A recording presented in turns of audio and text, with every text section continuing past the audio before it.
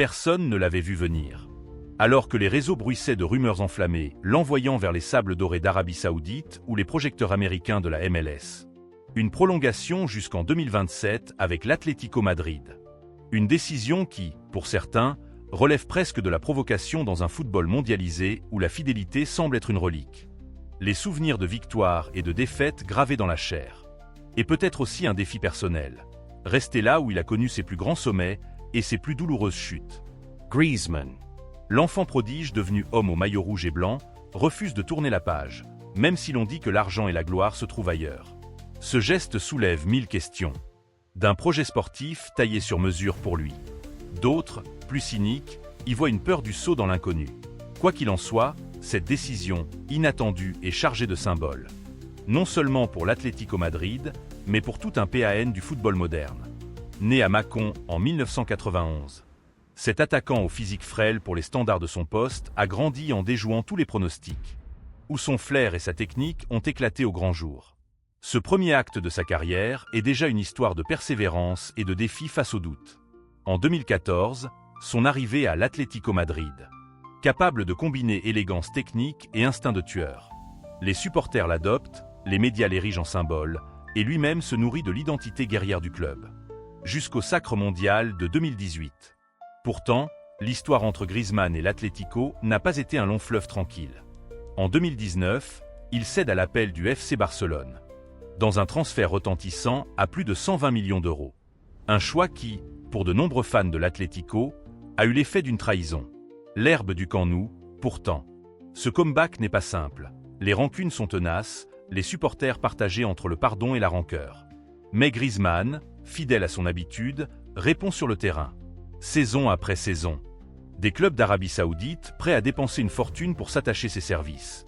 Des franchises de MLS prêtes à lui offrir un rôle de star incontesté. Les chiffres circulent, vertigineux.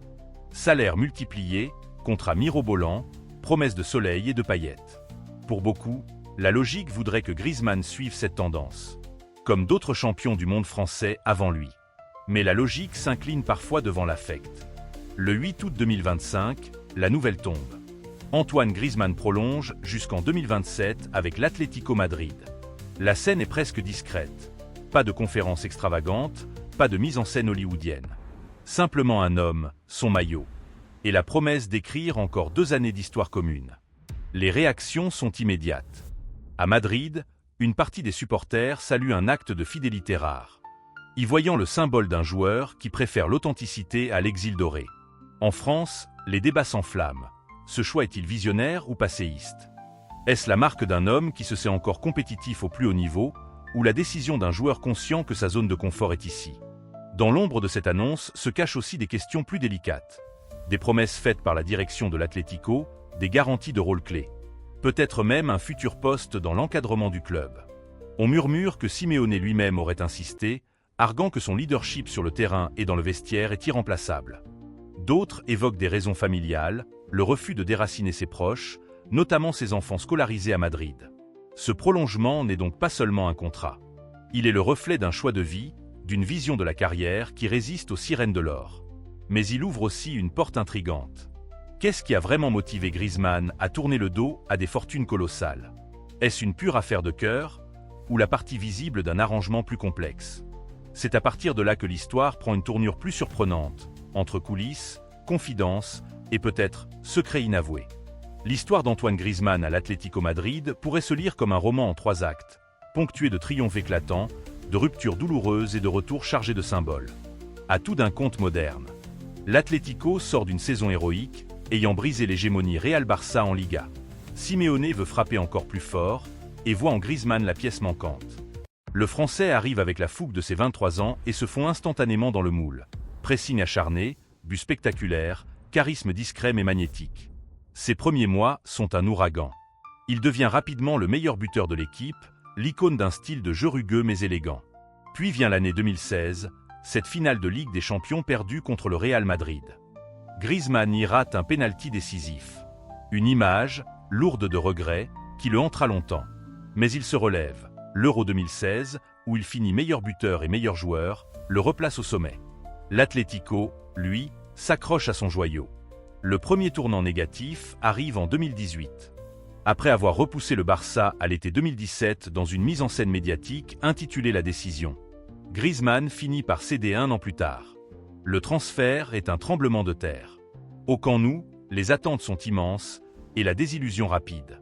Le style de jeu du Barça, axé sur des passes millimétrées et un mouvement constant, se marie mal avec son profil de joueur instinctif. Les médias espagnols commencent à se demander si le champion du monde ne s'est pas trompé d'aventure. La saison 2020 à 2021 est celle des murmures. Le Barça, étranglé financièrement, cherche à alléger sa masse salariale. Griezmann est proposé à d'autres clubs. Et c'est l'Atlético qui ouvre à nouveau la porte. Ce retour ressemble à un acte de contrition. Mais il est loin d'être idyllique. Les supporters, blessés, l'accueillent tièdement. Certains banderoles rappellent la trahison de 2019. Griezmann, lui, encaisse. S'efforce de reconquérir le cœur des tribunes par ses performances. Progressivement, la magie revient. La saison 2022 à 2023 marque son véritable retour au premier plan. Il retrouve son rythme. Et c'est à ce moment-là que le deuxième grand dilemme frappe. Les pétrodollars saoudiens et les offres luxueuses américaines se profilent. Karim Benzema, N'Golo Kanté, Hugo Lloris et d'autres anciens coéquipiers en bleu franchissent la mer ou l'Atlantique pour un dernier grand contrat. Dans le microcosme du football français, on parie déjà que Griezmann suivra le mouvement. Les montants évoqués défilent entendement. Salaire triplé, bonus d'arrivée de plusieurs dizaines de millions, clause avantageuse sur l'image et la carrière post-football. D'autres parlent d'une offre impossible à refuser de Miami. Dans les vestiaires de l'Atlético, le silence est de mise, mais en coulisses, Simeone et la direction se démènent pour le convaincre. Et puis, le 8 août 2025, l'effet de surprise. Griezmann signe jusqu'en 2027 avec l'Atlético. Le timing est presque théâtral, en plein été, alors que le marché des transferts bat son plein. Perçu comme un acte de fidélité ou un pari risqué selon les points de vue, redéfinit immédiatement la perception de sa carrière. D'un côté, certains analystes estiment qu'il a raté l'occasion de sécuriser une fortune colossale et d'expérimenter un nouveau défi. Mais ce que le public ignore encore, c'est qu'au moment de cette prolongation, de primes exceptionnelles liées à des objectifs précis et même d'une influence accrue sur le recrutement. Des éléments qui, s'ils étaient confirmés, plus complexes et plus humaines. Dans les heures qui ont suivi l'annonce officielle de la prolongation, l'atmosphère autour d'Antoine Griezmann a basculé de la surprise à une curiosité insatiable. Les réseaux sociaux s'enflamment. Pourquoi un joueur, encore au sommet de ses capacités physiques et techniques, refuserait-il des contrats qui auraient doublé, voire triplé ses revenus? La fidélité seule ne suffit pas à apaiser cette soif d'explication. Et c'est là que surgissent les premiers murmures, plus sombres, plus intrigants. Des sources proches du club parlent d'un pacte silencieux passé entre Griezmann et Diego Simeone. Le coach argentin, figure quasi paternelle pour l'attaquant français, aurait plaidé personnellement auprès de la direction « Sans lui, on perd notre âme ». En échange, Griezmann aurait obtenu des garanties rarement accordées.